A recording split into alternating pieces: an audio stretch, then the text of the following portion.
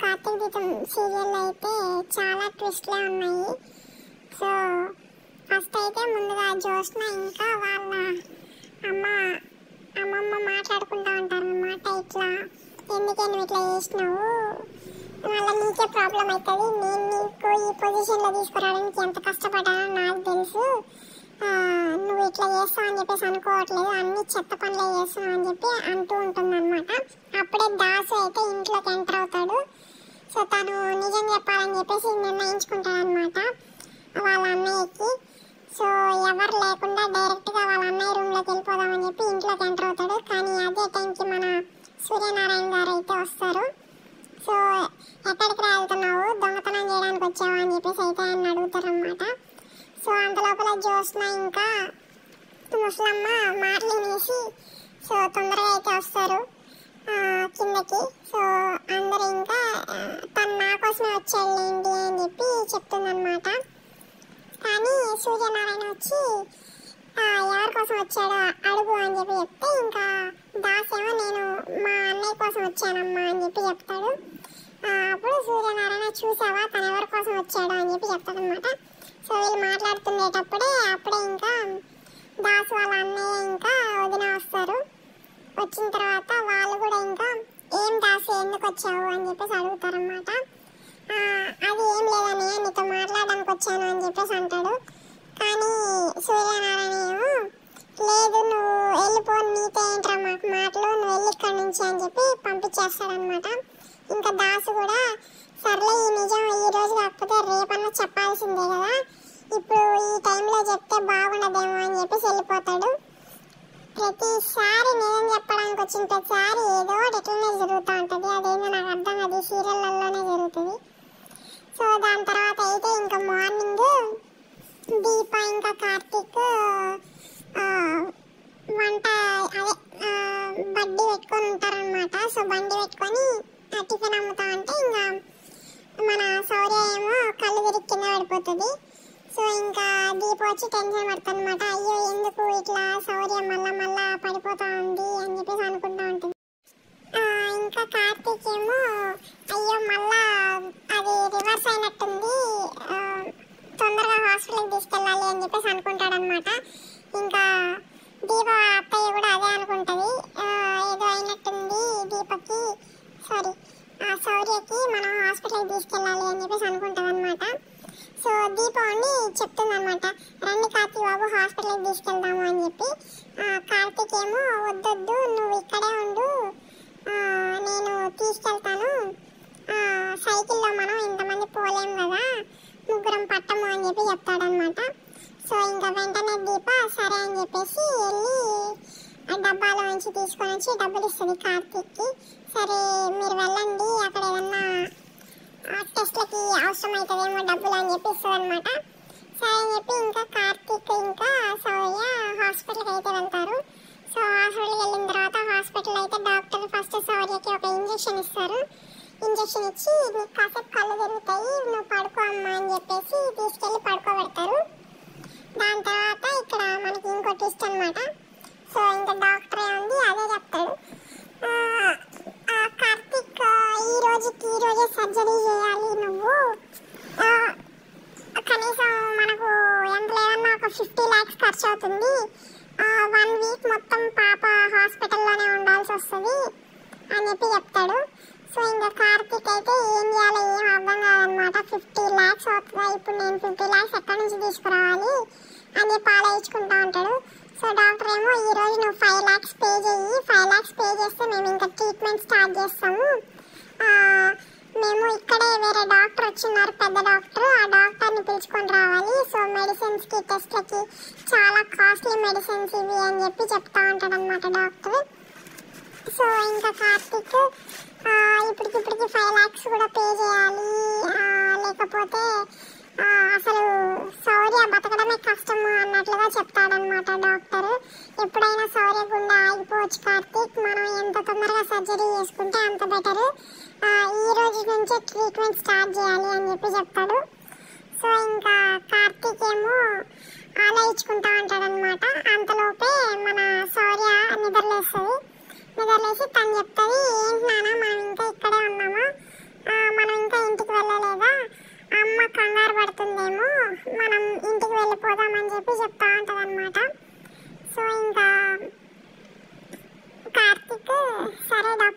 నీకు తర్వాత కాల్ చేస్తాను, ప్రస్తుతానికైతే ఇంటికి వెళ్తాను అని చెప్పి చెప్తాడనమాట. సో ఇంకా కార్తీక్ శౌర్య ఇంకా ఇంటికి తిరిగి వచ్చేస్తారు. దాని తర్వాత ఏమో మధ్యలో దీప కాల్ చేస్తుంది అనమాట కార్తీక్కి. కార్తీక్ బాబు ఎలా ఉంది శౌర్యకి అని చెప్పి కాల్ చేస్తుంది. కార్తీక్ ఏమో ఫస్ట్ కట్ చేస్తాడు, మళ్ళీ సెకండ్ టైం కూడా మళ్ళీ కాల్ చేస్తుంది. కాల్ చేసి సరే ఇంకా లిఫ్ట్ చేసి ఏం లేదు అంతా బాగానే ఉంది అని చెప్పి చెప్తాడనమాట.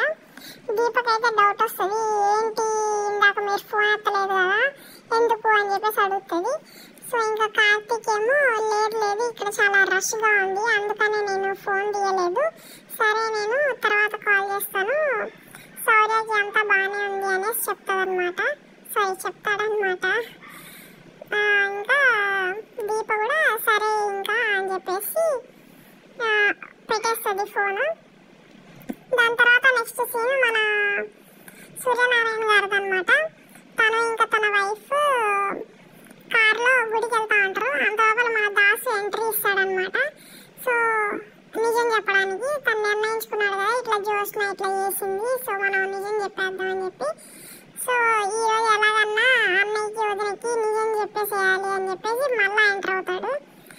ఎంటర్ అయ్యే టైంకి వీళ్ళు ఇంకా బయలుదేరుతూ ఉంటారు అనమాట టెంపుల్కి. సో ఇంకా వాళ్ళని చూసి వెళ్ళి దాంకునేస్తాడనమాట, వీళ్ళుంటే మళ్ళీ చెప్పనివ్వరు అని చెప్పి. సో దాని తర్వాత వచ్చి ఇంకా మనకు జోష్న పైన నుంచి చూస్తూ ఉంటుంది. ఏం పనే ఉండదు అనుకుంటా, 24 గంటలు వాళ్ళ పైన నుంచి చూస్తూ ఉంటారు.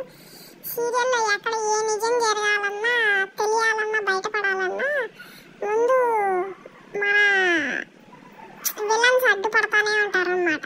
అది ఏ టైంలో అయినా సరే, వాళ్ళకి వేరే ఏం పని లేదేమో, మేబీ డైరెక్టర్ అలా రాశారు. సో అయితే పైన నిల్చుకొని చూస్తా ఉందన్నమాట.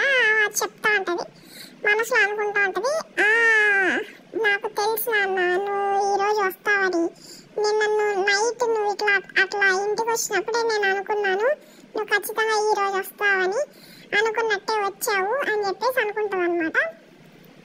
సో దాక్కున్నాడు కదా ఇంకా వాళ్ళ తాతయ్యని వాళ్ళని చూసి. సో ఇంకా రాడేమో అన్నట్టుగా అనుకుంటుంది అనమాట. కానీ వీళ్ళు కార్లో స్టార్ట్ అయ్యి వెళ్ళిపోయిన తర్వాత మళ్ళీ వస్తాడు లోపలికి. వచ్చిన తర్వాత ఈ జోస్తో చూసి పరిగిస్తూ వెళ్తాం అనమాట. ఇంకా డాడీకి మమ్మీకి తెలియకముందే మనము దాసుని పంపించేయాలి అటు నుంచి అటే అని చెప్పేసి స్టార్ట్ అవుతుంది. స్టార్ట్ అయ్యి వెళ్ళి వాళ్ళ మదర్ అయితే స్నానం చేస్తూ ఉంటుంది. సో స్నానం చేసేటప్పుడు ఏం చేస్తుందంటే డోర్ బంద్ పెట్టేస్తుంది. డోర్ క్లోజ్ చేసేసి తన ఫోన్ని కూడా కాల్ చేయకుండా మంచం కింద పొరుపు కింద పెట్టేస్తుంది అనమాట. సో దాని తర్వాత అయితే మళ్ళీ వాళ్ళ డాడీ అయితే అక్కడ పైన కూర్చొని రాసుకుంటా ఉంటాడు. సో ఆయన ఏం పట్టించుకోదు, వచ్చేసి ఇంకా దాసు అప్పటికే లోపలికి వచ్చేస్తాడనమాట ఇంటి లోపలికి వచ్చిన తర్వాత ఇంకా దాసుని చెప్తాయి. దాసు కరెక్ట్గా ఈమె డోర్ లాక్ చేసేటప్పుడు వస్తాడు. వాళ్ళ మదర్ది రూమ్ ఉంది కదా, ఆ డోర్ లాక్ చేసేటప్పుడే వస్తాడు అనమాట. సో ఇంకా దాసు వచ్చి అడుగుతాడు, ఎందుకు డోర్ లాక్ చేస్తున్నావు అని చెప్పి. ఏం లేదు నాన్న నువ్వైతే బయటకు రా, నేను నీతో మాట్లాడాలి అని చెప్పి చెప్తానమాట. ఎందుకు వచ్చావు నువ్వు అని చెప్పేసి అడుగుతుంది. దాని తర్వాత వచ్చి ఇంకా తను బయటకు తీసుకెళ్ళడానికి ట్రై చేస్తూ ఉంటుంది. కానీ దాస్ ఏమో వినడనమాట. నువ్వు అసలు ఎందుకు డోర్ లాక్ పెట్టావో చెప్పు, ఎవరున్నారు లోపల, వదినుందా లేకపోతే అన్నయ్య ఉన్నాడా, నువ్వు చెప్పు ఎవరిని లోపల డోర్ లాక్ చేసి పెట్టావు అని చెప్పేసి అడుగుతూ ఉంటాడు. జోస్న ఏమో లేదు నువ్వు రా నీతో మాట్లాడాలి, బయటకు వెళ్ళి మాట్లాడుకుందాం నాన్న ఇక్కడ కాదు అని చెప్పి చెప్తా ఉంటుంది అనమాట. ఎందుకు వచ్చావు నాన్న నువ్వు అని. సో ఇంకా దాసు చెప్తా ఉంటాడు అనమాట, జోస్న నేనేం అమాయకుడిని కాదు, నేను ఇక్కడికి ఎందుకు వచ్చానో నిన్ననే నీకు తెలుసు, నీకు తెలుసని నాకు తెలుసు, అదేదో పాట ఉంది కదా అట్లా ఉంటుంది, నీకు తెలుసు అని నాకు తెలుసు అని చెప్పి చెప్తాడనమాట. సో దాని తర్వాత వచ్చి జోస్న వచ్చి ఎందుకు నాన్న ఇట్లా చేస్తున్నాను రా నీతో మాట్లాడాలి అని చెప్పి తను బయటకు తీసుకొచ్చేస్తుంది దాసుని. సో ఎవరు వినిపించదు అనమాట. సో ఆయన వాళ్ళ డాడీ పైన మిద్ది పైననే ఉంటాడు. అదేం అర్థం కాదు, ఓపెన్ ప్లేస్ అంత అరుస్తా అంటే కూడా లోపల అట్లీస్ట్ రూమ్ లో ఉండే వాళ్ళకన్నా వినబడుతుంది, లేకపోతే పైన ఉండే వాళ్ళకన్నా వినబడుతుంది. సీరియల్ అంతా ఇట్లానే ఉంటాయి, ఎవరికి వినిపించదు. కానీ విలన్లకు మాత్రం ఎక్కడున్నా వినబడుతుంది. ఏం చెప్పినా కూడా ఏ సీక్రెట్ అయినా ఫస్ట్ తెలియాల్సింది ఎవరికంటే అది విలన్కే అనమాట. సో ఏదైతే అది దాని తర్వాత అయితే ఇంకా దాసు బయటకు వచ్చేస్తారు. బయటకు వచ్చిన తర్వాత ఇంకా మాట్లాడుతూ ఉంటుంది అనమాట. ఎందుకు నాన్న ఇట్లా చేస్తున్నావు, నువ్వు నాకు మాట ఇచ్చావు కదా, మరి నువ్వు మాట నిలబెట్టుకోవాలి కదా, అమ్మ మీద ఒట్టు పెట్టి చెప్పావు కదా అని చెప్పేసి అంటూ ఉంటుంది. సో ఇంకా దాసు అయితే చెప్తాడనమాట, నువ్వు నీ మాట నిలబెట్టుకోలేదు, నువ్వు దీప బతుకు తెరువుని కాల్ చేసావు, నేను ఇట్లనే నిన్ను ప్రతిసారి క్షమించుకుంటా పోతే నువ్వు దీపను కూడా కాల్ చేస్తావు, దీప జీవితాన్ని నాశనం చేసేస్తావు అని చెప్పి చెప్తాడనమాట. ఆవిడ జోస్తో కొద్దిగా అయ్యో మా నాన్నకి ఈ విషయం తెలిసిపోయిందా అని చెప్పేసి అనుకుంటుంది. దాని తర్వాత లేదు నాన్న, నీకు ఎవరో రాంగ్ ఇన్ఫర్మేషన్ ఇచ్చినట్టున్నారు అని చెప్పేసి చెప్తుంది అనమాట. ఆవిడ దాసింది, నా దగ్గర నాటకాలు ఆడకు, నాకు అన్నీ తెలుసు, నువ్వు ఇట్లా నువ్వు నీ మాట తప్పావు కాబట్టి నేను కూడా ఒట్టు గట్టెక్కింది, ఇప్పుడు మీ అమ్మ దిగొచ్చి చెప్పినా కూడా నేను మాట వినను, నేను ఖచ్చితంగా ఈరోజు ఎలాగైనా సరే మా అన్నయ్య వదనలకి నిజం చెప్పి తీరాల్సిందే అని చెప్పి చెప్తాడనమాట. ఏం నాన్న నేను చచ్చిపోయినా కూడా నీకు ప్రాబ్లం లేదా అని చెప్పేసి అడుగుతుంది. నాకేం ప్రాబ్లం లేదు అని చెప్పి చెప్తాడు. అదేంటి నాన్న అలా మాట్లాడుతున్నావు, నీ కూతుర్ని కదా నేను అని చెప్పి చెప్తాడనమాట. సో ఇంకా దాసు అయితే చెప్తాడు, ఎమోషనల్ బ్లాక్మెయిల్ చేయడం ఆపేసేయి, నువ్వు ఇంకా ప్రతిసారి ఇట్లానే జరుగుతుంది, నేను ఎప్పుడు చెప్పాలని చెప్పి వచ్చినా కూడా నువ్వు ఇట్లానే చేస్తున్నావు, నేను నీకు ఇప్పటికీ చాలా ఛాన్స్లు ఇచ్చాను అని చెప్పి చెప్తాడనమాట. సో అప్పుడు జోస్న చెప్తుంది, నా ఇంకొకే ఒక్క ఛాన్స్ ఇవ్వు, నేను ఇంకా ఎప్పుడు ఇట్లా చెయ్యను నాన్న, అదేదో కోపంలో జరిగిపోయింది, నేను కావాలనే చేయలేదు అని చెప్పి చెప్తాడనమాట. ఆయన కూడా దాసు వినడు, నువ్వు చచ్చినా సరే నేను చచ్చినా సరే చచ్చేలోపు నిజం చెప్పేసే చచ్చిపోతాను అని చెప్పి చెప్తాడనమాట. సో ఇంకా అప్పుడే ఇంకా జోష్నని తోస్తాడు. తోసిన వెంటనే వెళ్ళి పూల మొక్కల దగ్గర పడిపోతూ అక్కడ ఉన్న ఒక కర్ర తీసుకొని వేగాలే వచ్చి దాసు వెళ్తా అంటే కొట్టేస్తుంది అనమాట. కొట్టేసిన తర్వాత ఇంకా దాసు ఏమో అన్నయ్య అని చెప్పేసి అరుస్తాడు. సో రూమ్లో ఇంట్లో ఉండి మాట్లాడుకున్నా కూడా వినిపించని వాళ్ళ అన్నయ్యకి బయట ఎక్కడి నుంచో దాసు అన్నయ్య అని అరవంగానే వినిపించింది. సో వచ్చి బయటకు వచ్చి దాసు ఎవరో నన్ను అన్నయ్య అని పిలిచినట్టున్నారే, అరే ఇది దాసే అన్నట్టు చెప్పారు. సో దాసు కనిపించాడంటే వెనకాల జ్యోత్స్న కూడా కనిపించినట్టే, లేదా రేపు ఏదన్నా మార్చి పెడతారో ఏమీ చెప్పలేం. ఎందుకంటే ఈ సీరియల్ ప్రతిసారి మనం అనుకున్నట్టుండో, వాళ్ళు అక్కడ చూపించేది ఒకటి జరిగేది ఒకటి అనమాట. సో ఆయన ఇంట్లోనే ఉండి దాసు గొంతులాగా ఉంది అని చెప్పి బయటకు వచ్చే లోపల ఈ దాసుని మాయం చేయొచ్చు, ఏమన్నా జరగచ్చు, మనం చెప్పలేం. సో ఇదండి ఈరోజు కార్తీక దీపం సీరియల్ అయితే. సో రేపటి ప్రోమో కూడా రేపటి ప్రోమో కూడా ఏమీ వేయలేదు, అంటే మనకు ముందుగానే తెలిసిపోతాయి కదా అదంతా ఫేక్ అని, సో వేయరన్నమాట. సో ఓకే, చెప్పడం మర్చిపోయాను, అందరికీ హ్యాపీ కనుమ అండి. మీకు నచ్చినట్లయితే ఈ వీడియో సబ్స్క్రైబ్ చేసుకోండి, ఒక లైక్ కొట్టండి, షేర్ చేయండి. కార్తీక దీపం సీరియల్ చూసే వాళ్ళందరికీ నా ధన్యవాదాలు.